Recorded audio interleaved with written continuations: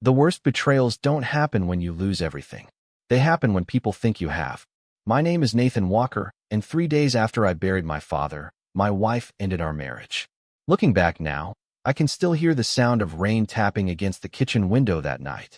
Not hard enough to be a storm, just steady enough to make the house feel emptier than it already was.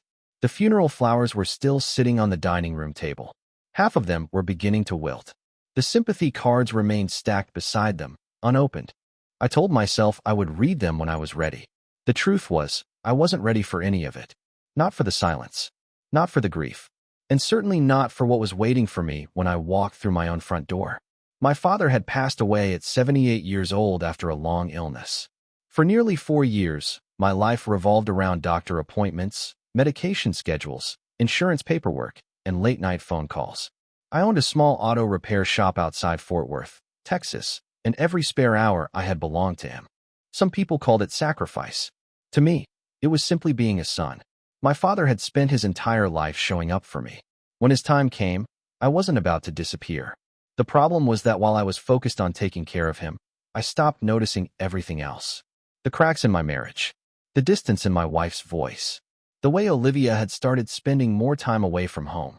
I saw the signs. I just kept finding excuses for them. Grief has a way of narrowing your vision. You convince yourself that if you can survive one problem, everything else will still be there waiting for you afterward. I was wrong. The clock on the microwave read 8:17 p.m. when Olivia walked into the kitchen. She wasn't alone. Ryan Brooks followed her inside. Ryan had been my best friend since high school. 23 years of birthdays, road trips, fishing weekends, and backyard barbecues. If someone had asked me that morning to name the 2 people I trusted most in the world, their names would have been Olivia and Ryan. Funny how quickly life can make a fool out of certainty. Olivia placed a manila envelope on the table between us. Her movements were calm, practiced, like she had rehearsed them. For a moment, I thought it might be another condolence letter. Maybe paperwork from the funeral home. Then I saw the attorney's logo printed across the corner. My stomach tightened.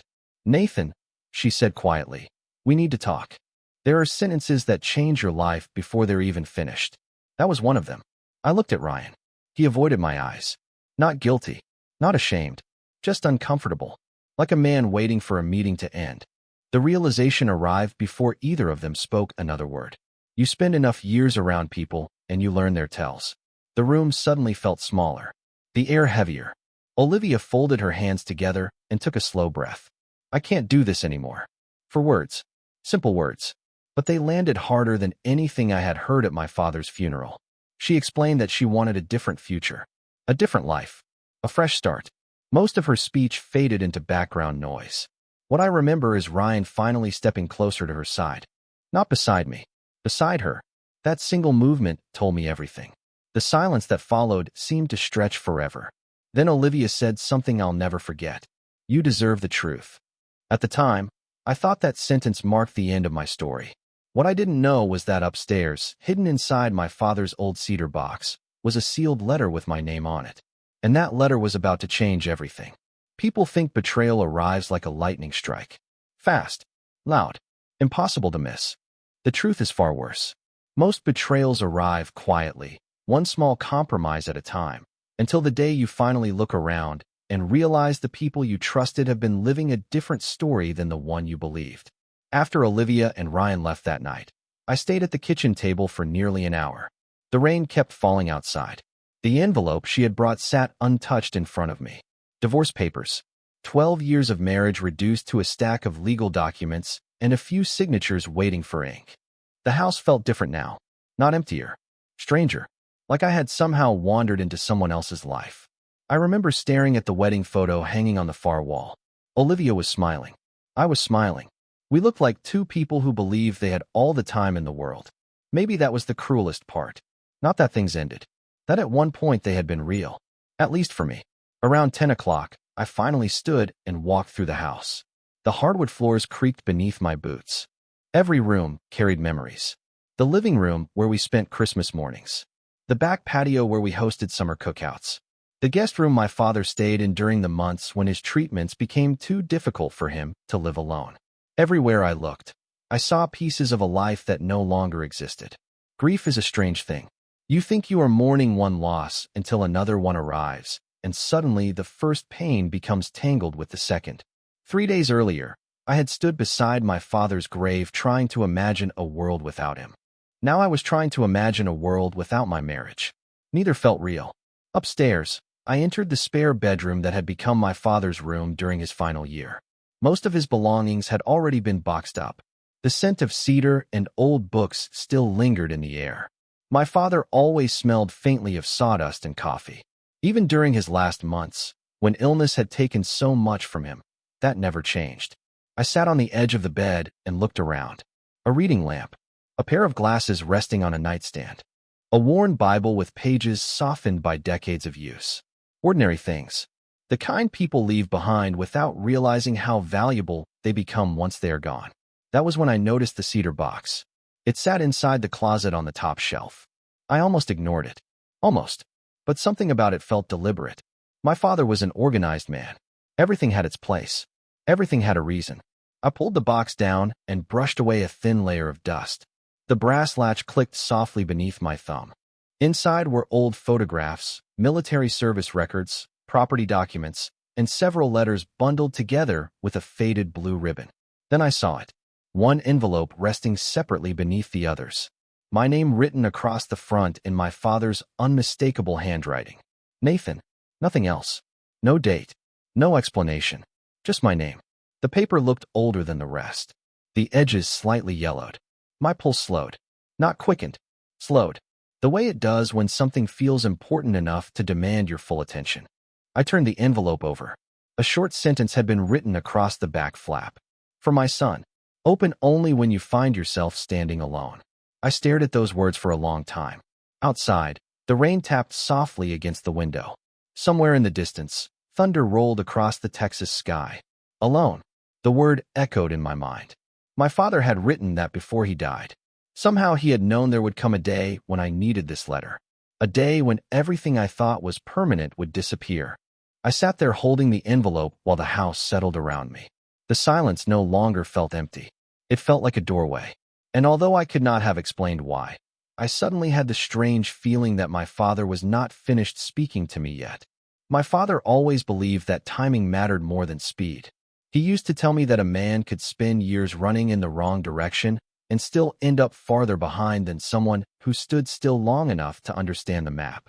Sitting there on the edge of that bed, holding the envelope in my hands, I found myself thinking about those words. The room was quiet except for the rain outside. I could hear water sliding down the gutters and the occasional groan of old wood settling inside the house. Everything felt suspended between two lives, the one I had lost and the one I had not yet discovered. For several minutes, I simply stared at my name written across the front of the envelope. My father had neat handwriting, careful handwriting. Every letter looked deliberate. Even now, after everything, seeing it made my chest tighten. I ran my thumb across the edge of the paper before finally breaking the seal.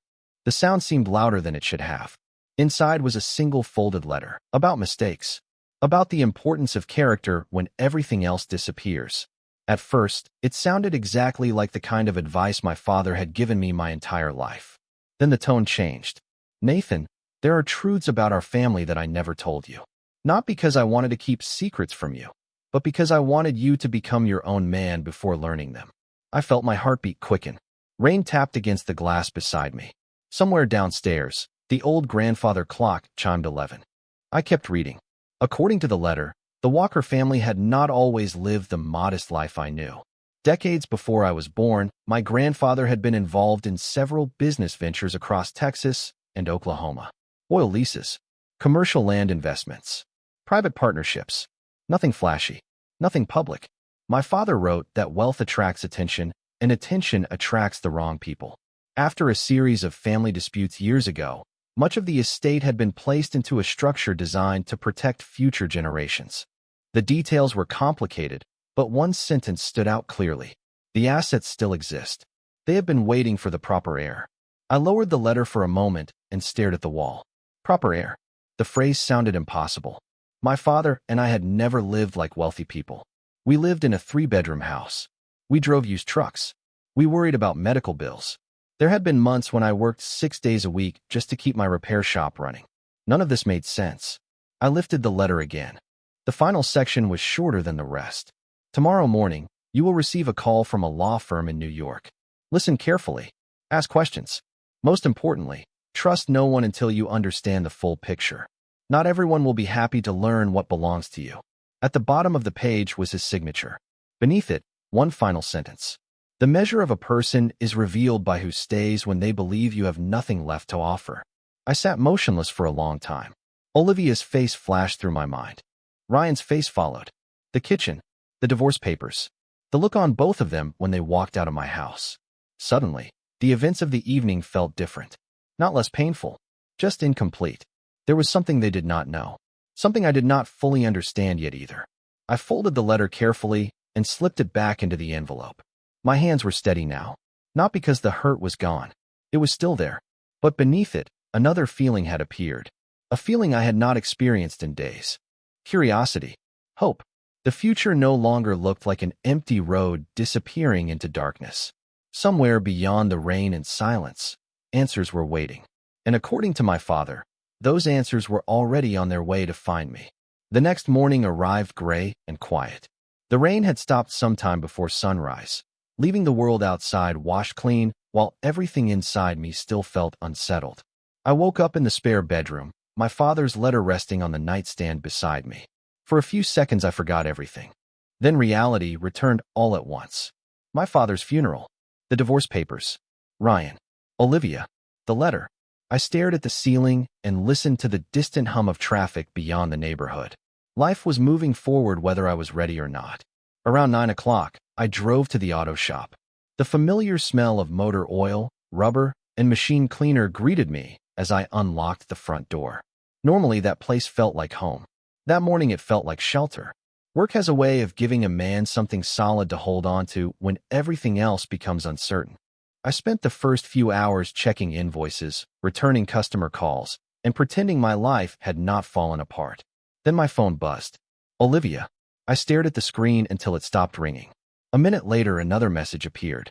We need to discuss the paperwork. Practical. Cold. Efficient. Like 12 years together had become a scheduling conflict. I typed a short reply. Send me the details. Nothing more. 10 minutes later, a second message arrived. This time it was from Ryan. We should talk man to man. I almost laughed. 23 years of friendship, and suddenly he wanted to talk man to man after showing up in my kitchen beside my wife. I deleted the message without responding. By late afternoon, I closed the shop early and drove home. As I turned onto my street, I noticed a silver SUV parked in my driveway. My grip tightened slightly on the steering wheel. Olivia stood near the front porch. Ryan stood beside her. They were waiting for me. I parked and stepped out of the truck. Neither looked uncomfortable. Neither looked embarrassed. If anything, they looked relieved, as though they had finally stopped hiding. Olivia crossed her arms lightly. Ryan shoved his hands into his pockets.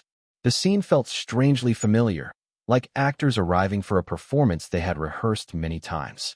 Olivia spoke first. She said she wanted this process to remain civil. She talked about moving forward, about being honest with ourselves, about how people change. The phrases sounded polished, carefully selected, almost professional. Ryan nodded along as if he were attending a business presentation. Then came the part that stayed with me. Olivia glanced toward the house and said, "Nathan, you have to admit things have not been working for a long time." I looked at her, really looked at her. The woman I married. The woman who once sat beside me in hospital waiting rooms while my father underwent treatment. The woman who promised we would face difficult seasons together. Somewhere along the way, she had become someone else. Or maybe she had always been this person, and I simply refused to see it. Ryan stepped forward. "You deserve a chance to start over too," he said. The words almost sounded kind. Almost. Then he added, "Sometimes holding on to the past keeps people from reaching their potential." There it was. The real message beneath the polite language. They believed my story was over. They believed they were stepping into a brighter future while I remained behind with memories and unpaid bills. A few months earlier, that assumption would have crushed me. Standing there now, with my father's letter hidden inside the house, it landed differently. Not because the betrayal hurt less. It still hurt. But because for the first time I knew something they did not. Neither of them knew about the letter. Neither of them knew about the coming call from New York. Neither of them knew that the future they were so confident about was built on information that might not be true. I remained calm. My father always said silence reveals more than arguments ever will. So I listened. I watched. I let them speak. And with every confident word they offered, I became more certain of one thing. They were measuring my value by what they could see. The house, the shop, the bank account, the grief. What they failed to understand was that the most important chapter of my life had not ended when they walked away. It had not even begun yet. 2 days later, the call finally came. I was standing in the service bay of the shop, staring at the engine of a pickup truck that needed a new transmission, when my phone lit up with a New York area code. For a moment, I simply watched it ring. My father's letter had predicted this call with unsettling accuracy. That alone was enough to make my pulse quicken. I stepped into my office, closed the door, and answered. The voice on the other end belonged to a man named Charles Whitmore. His tone was professional, calm, and precise. He introduced himself as a senior partner at a law firm in Manhattan. Then he asked if I was Nathan Walker. When I confirmed, there was a brief pause. "Mr. Walker," he said, "we have been attempting to reach you regarding matters connected to your late father's estate and a family trust." Hearing those words felt like stepping onto unstable ground. I looked through the office window at the mechanics moving around the shop floor. Everything outside continued normally while my world quietly shifted again.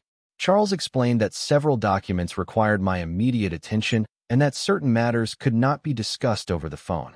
He requested that I travel to New York as soon as possible. Before ending the call, he added something that stayed with me. "Your father left very specific instructions regarding the timing of this conversation." After we hung up, I sat alone for several minutes. The office smelled faintly of coffee and machine oil. The sounds of impact wrenches echoed from the garage.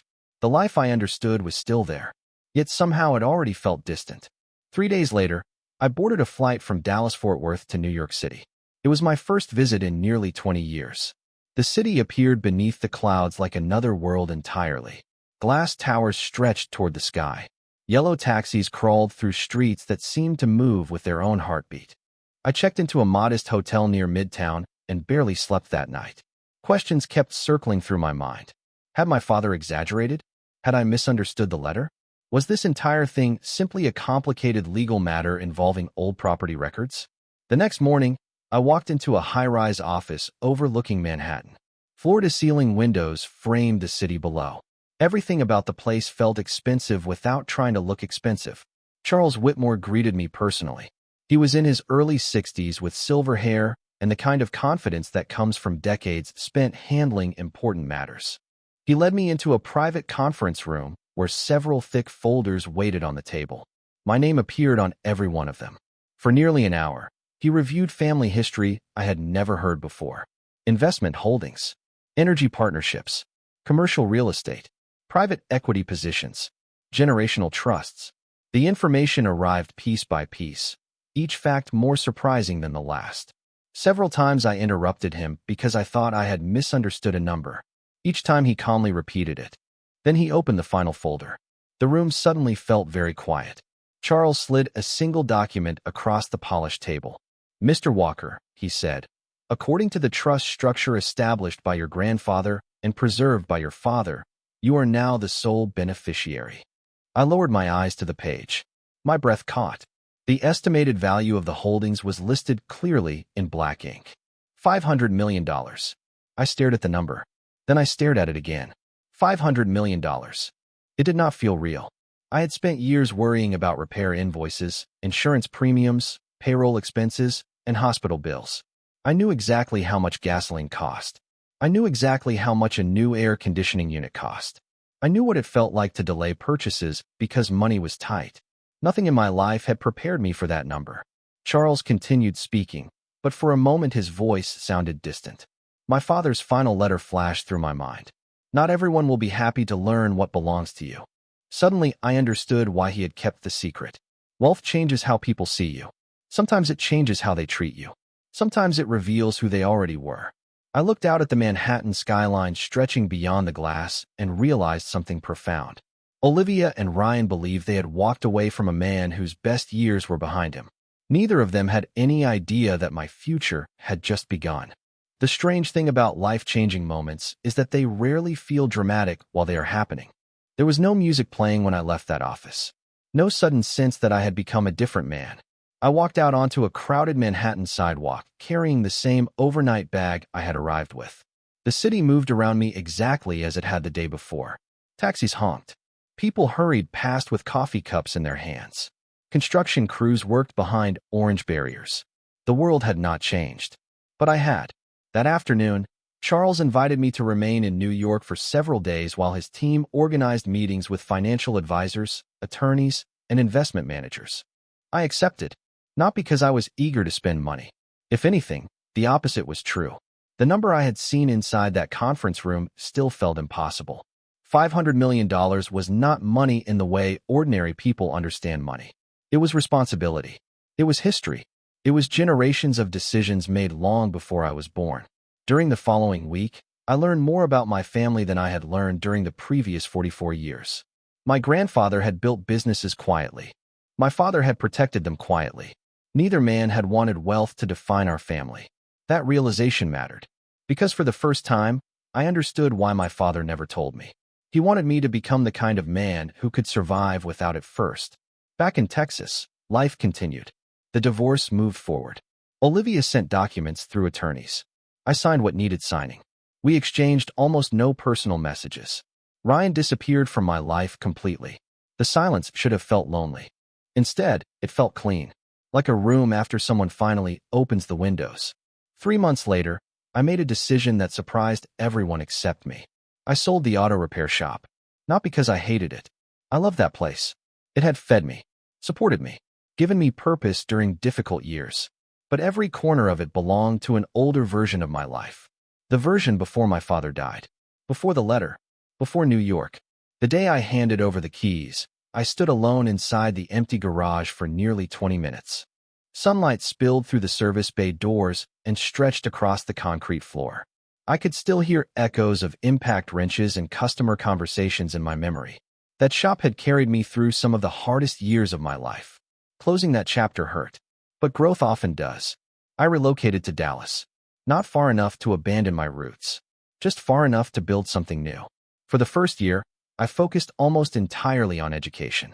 Most people assume money solves uncertainty. It does not. Wealth simply changes the questions.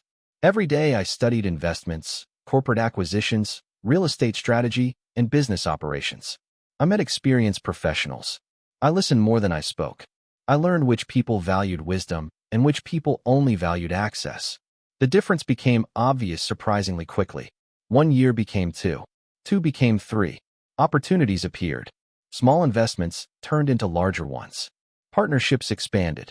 Companies grew. I approached every decision the same way I had approached repairing engines. Slow, careful, methodical. Understand the system before touching anything. The results surprised even me. By the 4th year, I was overseeing multiple businesses across several states. Nothing flashy. Nothing designed for attention. Steady growth. Sustainable growth. The kind my father would have respected. Yet success was not the biggest change. The biggest change was internal. Somewhere during those years, the bitterness disappeared. I stopped wondering whether Olivia regretted her decision. I stopped imagining conversations with Ryan. I stopped replaying old memories searching for answers. The past gradually lost its grip. I built routines I enjoyed. Friendships I trusted. A future that belonged entirely to me. Then came the invitation. A charity gala hosted at one of the most prestigious hotels in Dallas. Several of the companies I worked with were major sponsors. Attending was expected. Normally, I would have declined. Public events had never interested me much. But something told me to go. On the evening of the gala, I adjusted my tie in the hotel mirror and prepared to head downstairs. I had no idea that within a few hours I would come face to face with people I had not seen in 5 years. And I had even less idea that their lives had not unfolded the way they expected either. The ballroom glowed beneath crystal chandeliers the size of small cars. Soft music drifted through the air while servers moved between tables carrying trays of champagne and sparkling water. The room smelled faintly of polished wood, expensive perfume, and fresh flowers. 5 years earlier, a place like this would have made me uncomfortable. Back then I would have felt like an outsider borrowing someone else's world for a few hours. That feeling was gone now. Not because I had become someone different, but because I had finally stopped measuring myself against other people. I stepped into the ballroom and exchanged greetings with several executives I knew through business partnerships. Conversations flowed easily. There were discussions about upcoming projects, charitable initiatives, and market conditions. Nothing dramatic, nothing remarkable, just another professional evening. Then everything changed with a single glance. I noticed her before she noticed me. Olivia stood near the far side of the room, speaking with a group of guests. For a second, I thought I was mistaken. 5 years is a long time. People change. Life changes them. But there was no doubt. It was her. The same blonde hair. The same posture. The same habit of tilting her head slightly while listening. My stomach tightened unexpectedly. Not from anger. Not from sadness. More from surprise. Seeing someone from a previous chapter of your life can feel like opening an old photograph you forgot existed. Memories return all at once. The kitchen table. The divorce papers. The rain against the windows. Ryan standing beside her. I took a slow breath and looked away. The past only has power if you keep feeding it. I reminded myself of that as I continued moving through the room. 20 minutes later, I was speaking with one of the event organizers when I heard a familiar voice behind me. Nathan. The single word carried disbelief. I turned. Olivia stood there. Her eyes widened slightly, as though she was still trying to convince herself I was real. For a moment, neither of us spoke. The noise of the ballroom seemed to fade into the background. She looked older, not in a negative way, just different. Life had left its fingerprints on both of us. It really is you, she said softly. I smiled politely. Hello, Olivia. She glanced at the people standing around me. Several recognized my name immediately. One of them mentioned an acquisition my company had completed earlier that year. Another congratulated me on a recent charitable foundation project. I watched Olivia's expression change with every sentence. Confusion arrived first, then curiosity, then something else, something harder to identify. Before she could ask another question, another voice entered the conversation. Ryan. I had not seen him in 5 years. The last memory I had of him involved my driveway and a conversation about moving forward. Standing in front of me now, he looked uncomfortable. Not nervous exactly. More like a man who had walked into a meeting expecting one outcome and discovered a completely different agenda. Nathan, he said, it has been a long time. I nodded. It has. The silence that followed felt strangely familiar. 5 years earlier, they had believed they understood exactly where my life was headed. Now neither seemed quite sure what to say. Eventually, one of the executives beside me asked Ryan if we knew each other professionally. Before I could answer, Ryan laughed awkwardly. We go way back. The executive smiled. Nathan has built something impressive. Everyone here knows that. I noticed Olivia glance toward Ryan, then back toward me. Questions were forming behind her eyes. Questions neither of them had expected to ask. The evening continued, but the energy had shifted. Throughout the next hour, I caught them watching from across the ballroom. Sometimes together, sometimes separately. People approached me repeatedly throughout the event. Investors, business owners, community leaders. Every conversation seemed to reveal another piece of a life Olivia and Ryan knew nothing about. By the time the charity auction concluded, I realized something important. The greatest surprise was not seeing them again. The greatest surprise was discovering that I no longer needed anything from them. Not an apology, not an explanation, not even regret. Yet judging by the expressions on their faces as the evening came to an end, they suddenly needed answers from me. 3 days after the gala, Olivia called. I almost let it go to voicemail. Not because I was angry, but because I already knew the conversation would not be simple. Eventually I answered. For a second, neither of us spoke. Then she said my name the same way she had at the ballroom. Careful, uncertain, like someone stepping onto thin ice. She asked if we could meet for coffee. Part of me wanted to decline.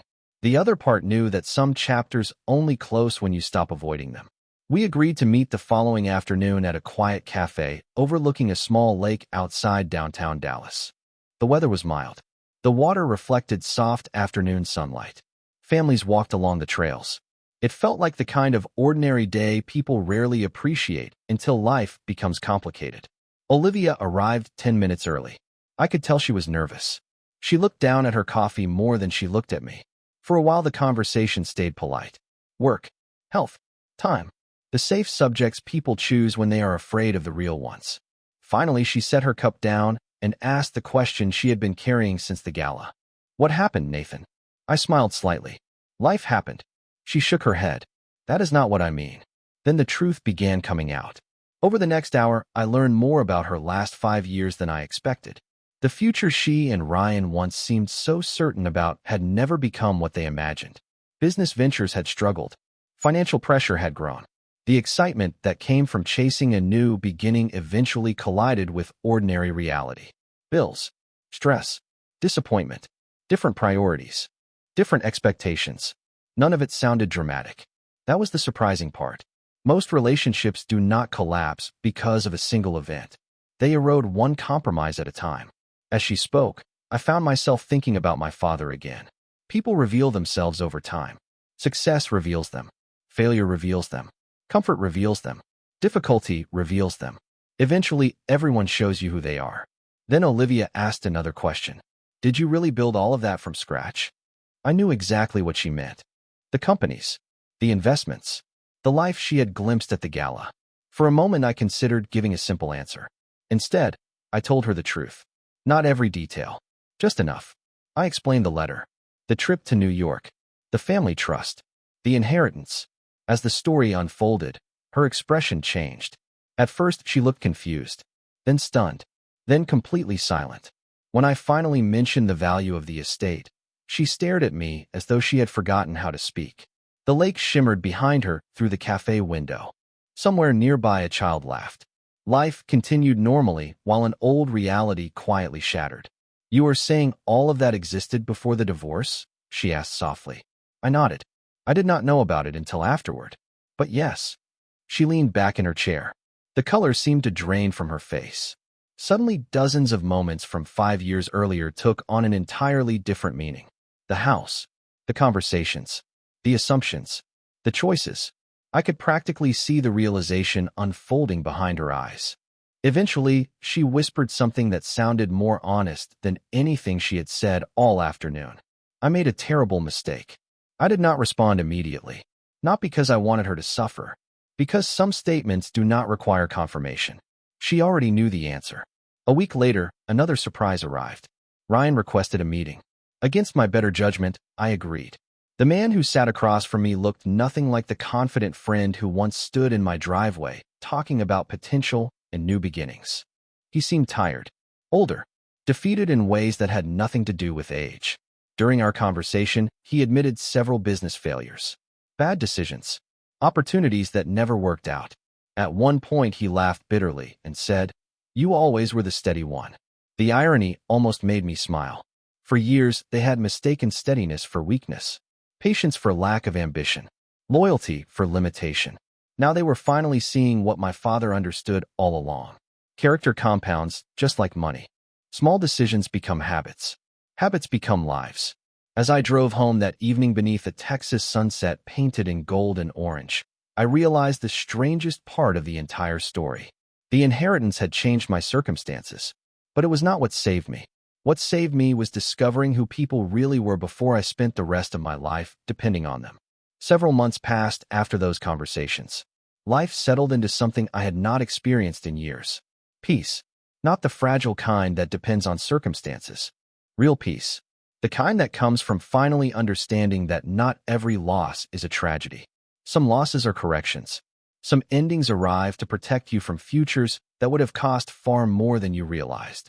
One Saturday morning, I found myself sitting on the back porch of my home just outside Dallas. A cup of coffee rested beside me. The Texas sky stretched wide and clear above the property. The air carried the scent of fresh-cut grass from a neighboring ranch. Everything felt quiet, steady, the way life used to feel when I was a boy listening to my father tell stories after dinner. It had been nearly 6 years since his passing, yet his presence still appeared in unexpected moments. A sentence, a lesson, a memory attached to an ordinary day. I reached into a drawer beside my chair and pulled out the letter one more time. The paper had softened from being unfolded so many times. I already knew every word by heart. Still, I read it again. When I reached the final line, I smiled. The measure of a person is revealed by who stays when they believe you have nothing left to offer. My father had been right. Completely right. Olivia had not left because I was a bad husband. Ryan had not betrayed me because I was a bad friend. Their decisions revealed something about them, not about me. Understanding that truth changed everything. For years I thought success would feel like winning. It does not. Success feels like freedom. Freedom from bitterness.